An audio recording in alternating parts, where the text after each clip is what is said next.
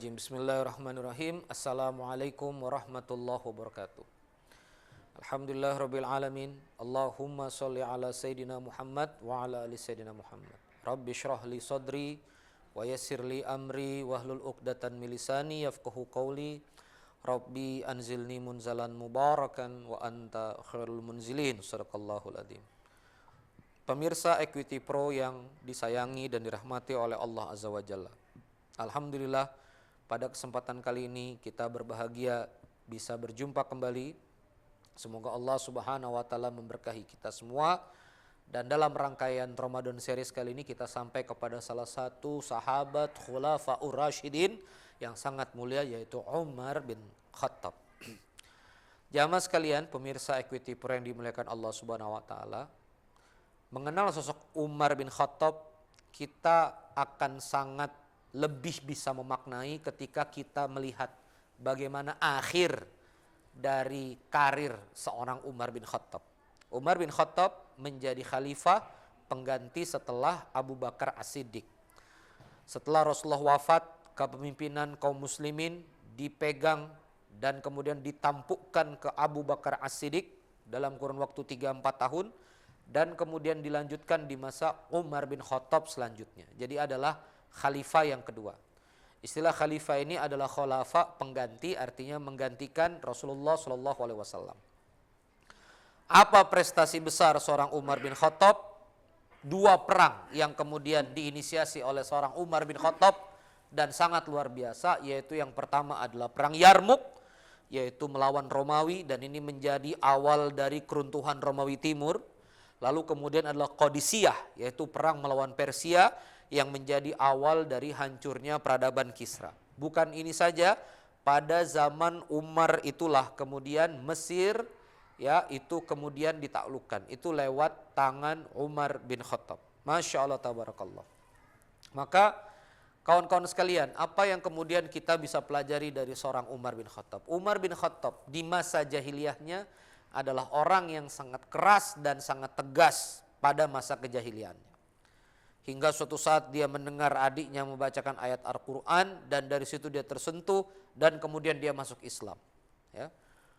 Rasulullah SAW mendoakan 2 Umar. Yang pertama adalah Umar bin Hisham, yang kedua adalah Umar bin Khattab. Umar bin Hisham adalah salah satu tokoh yang juga sangat jahiliyah di masanya, sementara Umar bin Khattab juga adalah orang yang keras, tapi kemudian Rasulullah mendoakan diantara 2 ini masuk Islam. Dan akhirnya yang masuk Islam adalah Umar bin Khattab. Yang menarik kawan-kawan sekalian, di sini kita bisa belajar bahwa Rasulullah SAW bersabda, sesiapapun yang terbaik di masa jahiliyahnya, maka dia akan terbaik di masa keislamannya. Apa tema besar yang kita pelajari di sini? Yang hijrah adalah konteksnya, kompetensinya nggak hilang. Kawan-kawan sekalian, saya punya sahabat-sahabat yang dulunya diperbankan, ya, dan dia tahu diperbankan yang memang sudah nyata tidak syariah, berarti sudah bercampur dengan riba. Hari ini mereka hijrah. Kemana mereka hijrah? Mereka membangun Baitul Mal. Mereka membangun sistem nasabah, sistem Baitul Mal yang kemudian menghimpun puluhan miliar dana umat, ya, untuk kemudian dikelola secara akuntabel, teraudit dengan baik. Artinya apa? Kompetensi nggak ada yang berubah. Mereka canggih dari segi uang, mereka disiplin dari segi akuntabilitas. Tapi yang awalnya untuk kemudian menegakkan riba, ya, awalnya untuk menyuburkan riba, tapi kemudian dia hijrah, dia kemudian bergerak untuk menyuburkan sedekah. Ini namanya yang hijrah konteksnya. Saya punya kawan-kawan di dunia entertainment, orang-orang yang aktif di dunia event organizer, orang-orang yang sangat cakap, yang biasanya main lighting, main layar, main videotron. Yang awalnya mereka membangun event-event entertainment yang melalaikan lupa kepada Allah. Hari ini mereka membangun event-event untuk mengajak orang sujud kepada Allah. Mereka kemas para ustadz di panggung agar kemudian wah. Mereka kemas sebuah event dengan brandnya, dengan sentuhannya, dengan konteksnya. Maka hadir event-event dakwah, event-event hijrah yang hebat-hebat yang dihadiri ribuan orang. Kenapa? Ada yang hebat di masa jahiliyah, dia sedang hijrah. Siapa yang terbaik di masa jahiliyahnya, dia juga akan terbaik di masa keislamannya. Hari ini juga kita menemukan kawan-kawan yang hebat videografi, hebat sinematografi. yang dulu membuat film-film tayangan-tayangan yang tidak jelas juntrungannya, yang tidak jelas kontennya. Hari ini mereka membangun film-film pendek, mereka membangun tayangan-tayangan edukasi Islam yang menggugah hati masyarakat, yang menggugah hati manusia. Artinya apa? Yang hijrah adalah konteksnya, kemampuannya sama. Maka dari itu sahabat-sahabat sekalian, saya dari Masjid Berkah Box ini melalui channel Equity Pro ini menyapa sahabat-sahabat semuanya, apa kemampuan kompetensi kita hari ini, apa bakat kita, apa keunggulan kita, dan digunakan untuk apa? Apakah digunakan untuk fisabilillah? Ataukah kita gunakan untuk fisabili taghut? Apakah kita gunakan untuk jalan-jalan keburukan? Atau kita gunakan untuk fisabilillah? Maka di bulan Ramadan ini mari kita insyafi diri kita. Kalau antum suka petualang, suka jalan, hadirkan jalan yang itu jalan fisabilillah. Kalau antum suka off-road, antum suka touring, jadikan touringnya touring dakwah. Jadikan touring dari pondok ke pondok. Kalau antum suka ke pedalaman, suka hiking, jadikan hikingnya berdakwah ke pedalaman. Bawa bantuan, ya, sampaikan Islam ke dalam-dalam hutan, di pedalaman-pedalaman. Kalau antum suka teknologi, hadirkan teknologi yang memudahkan orang. Hadirkan aplikasi yang membuat orang makin dekat kepada Allah. Hadirkan aplikasi yang membuat orang makin mudah belajar Al-Quran. Hadirkan aplikasi yang membuat orang lebih mudah untuk belajar Islam. Apapun itu, yang ahli branding, yang ahli produksi, yang ahli bisnis.